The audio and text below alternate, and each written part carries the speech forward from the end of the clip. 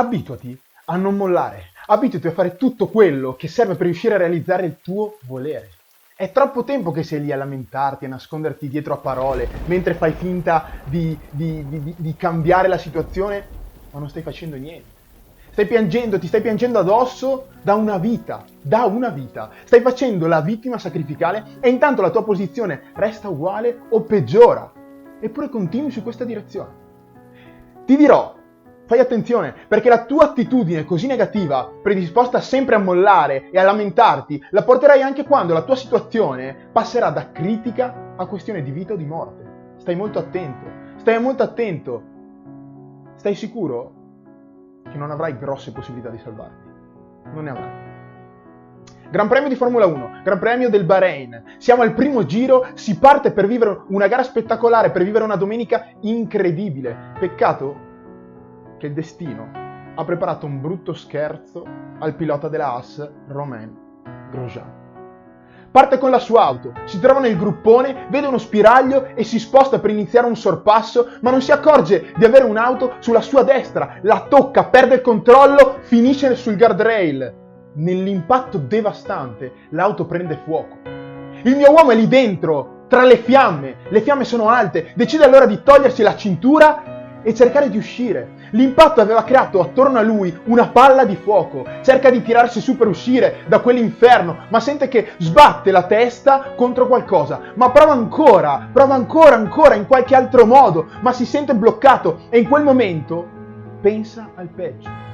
Il pilota racconta che in mezzo al fuoco e al fumo non vedeva via d'uscita e avendo provato ad uscire più e più volte perde completamente le speranze. Si risiede, si rilassa i muscoli come segno di arresa e in quel momento si era arreso completamente al suo destino. Mai la morte gli era stata così vicina. Sì, mai l'aveva guardata così in faccia, ma in quel preciso istante si ricorda di avere un perché molto più grande della morte. Non poteva mollare, doveva riabbracciare i suoi figli. I suoi figli erano il suo perché, quindi ritorna in sé, si guarda intorno, guarda in faccia la morte e gli urla Benoît! Sì, benedetto! Voleva far capire a chi lo stava portando via per sempre dai suoi effetti, dalla sua passione, dalla sua vita, che lui non si sarebbe arreso, mai, perché lei non era la morte, ma era la sua benedizione.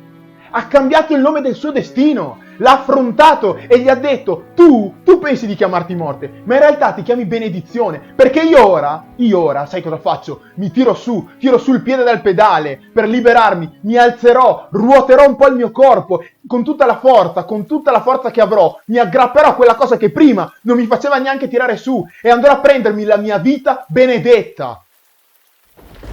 Cioè, dai, io ti sto dicendo che il mio uomo ha visto la morte in faccia, ha visto la sua vita sfilare dalle sue mani e all'ultimo respiro l'ha ripresa, l'ha aggrappata, ha lottato per tenersela stretta e l'ha riabbracciata. Lotta nonostante tutto, lotta per te, lotta per la tua famiglia, lotta per i tuoi amici, non permettere che la corrente del fiume ti trasporti verso la cascata, nuota controcorrente, aggrappati alle rocce rischiando di farti male, afferra qualche ramo resistente e cerca di raggiungere la terraferma. Fallo per te, perché la tua vita vale. Fai parlare la tua anima, fai parlare il tuo cuore. Quando ti sembra impossibile, quando ti sembra di non farcela più, dimostra a te stesso chi sei e scoprirai che sei molto ma molto più forte di quello che credi. Tu puoi uscire dalla povertà, tu puoi uscire dalla malattia, tu puoi uscire dalla delusione, tu puoi uscire dalla depressione, tu puoi uscire dalla situazione che ti sta stritolando, tu puoi cambiare il tuo destino perché è tutto nelle tue mani. È tutto nelle tue mani. L'unica cosa che devi fare è compiere azioni straordinarie, perché quelle che stai facendo non sono abbastanza.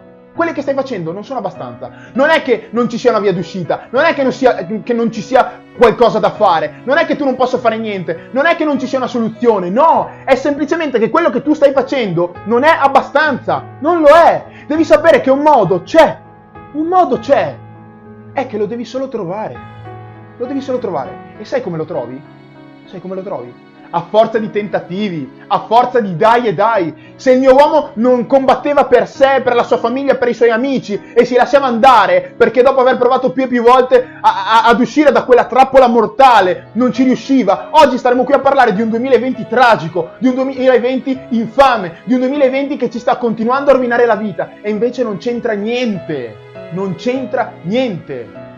È vero, è tutto nelle tue mani, fidati, però è tutto nelle tue mani solo se lotti, è tutto nelle tue mani solo se combatti, è tutto nelle tue mani solo se fai di tutto per ribaltare il mondo, a forza di dai, a forza di andare avanti, a forza di continuare, non arrendendoti mai, perché il primo tentativo non è andato, non ti devi arrendere, perché il secondo tentativo non è andato, non ti devi arrendere, perché il terzo tentativo non è andato, non ti devi arrendere. Un numero giusto di tentativi non esiste. Non esiste. Il numero giusto di tentativi è il numero necessario che ti serve per uscire dalla tua situazione negativa, per realizzare il tuo sogno o per realizzare o per raggiungere il tuo obiettivo. Non pensare che ci sia una formula segreta particolare, non pensare che ci sia una formula segreta che tu non conosci, perché l'unica formula segreta che esiste è continua finché ci arrivi, perché se lo vuoi, perché se lo credi, perché se lo senti dentro realmente, è tutto nelle tue mani. Non importa in che punto critico della tua vita tu sia in questo momento, perché finché sei vivo e hai la possibilità di avere l'opportunità di cambiare il tuo domani ogni santo giorno, fai tutto quello che serve per far sì che ciò accada, perché è tutto nelle tue mani.